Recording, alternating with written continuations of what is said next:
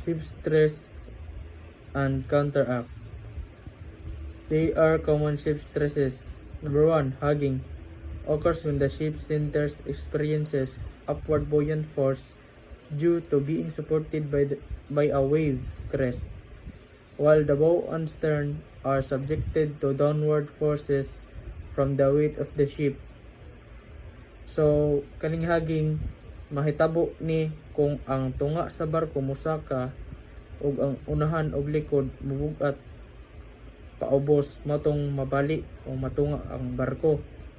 So naday tay example nga picture no sa hugging mao ni siya o nganong matunga ang barko. Number 2, sagging. Happens when the bow and stern are supported by wave crest, while the center of the ship is in a wave trough, causing downward force in the center.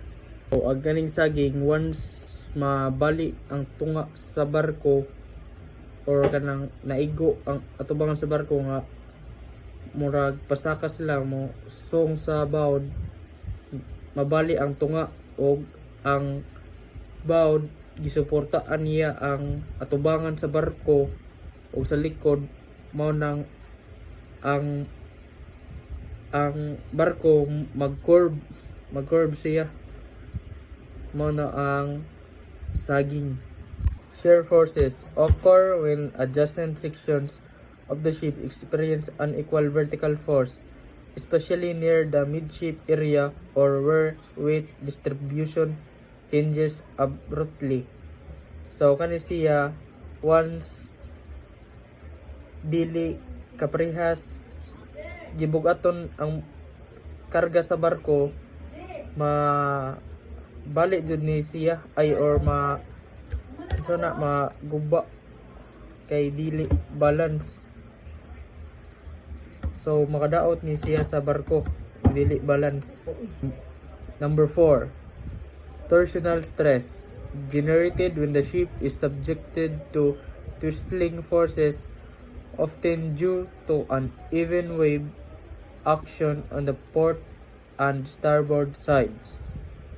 So kaning torsional stress kay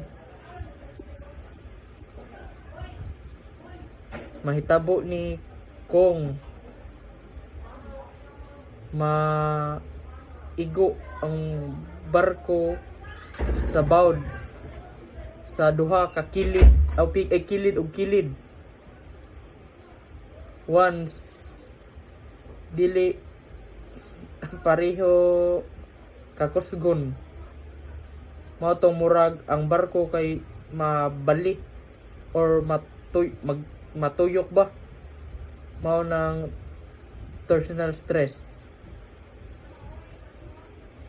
kay dili man kapreha ang kakusgon sa bawd nga maigo sa kilid o pikas kilid sa barko. Panting, alternating inward and outward movement of the hull plates near the bow or stern due changes in water pressure as the ship pitches or encounter waves. Ganing panting kay sa pagbalik-balik ni lihok sa mga puthaw, likod or atubangan. So morning murag makaangin nga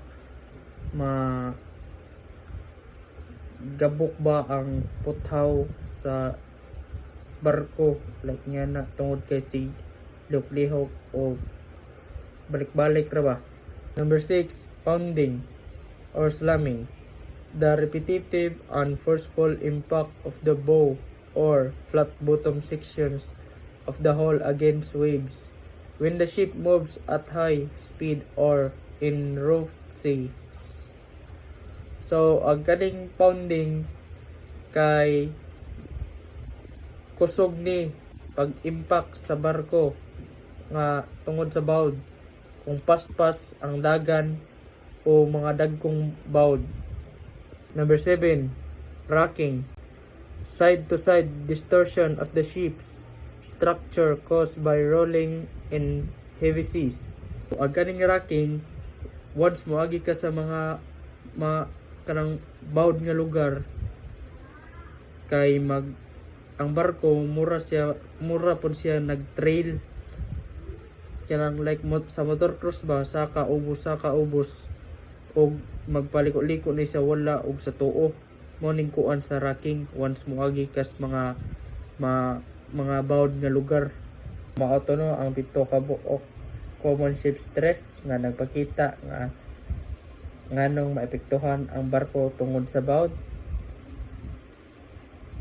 Maong importante kaayo nga ang barko dapat lig-on o sakto siya sa karga, nga balance ra para dili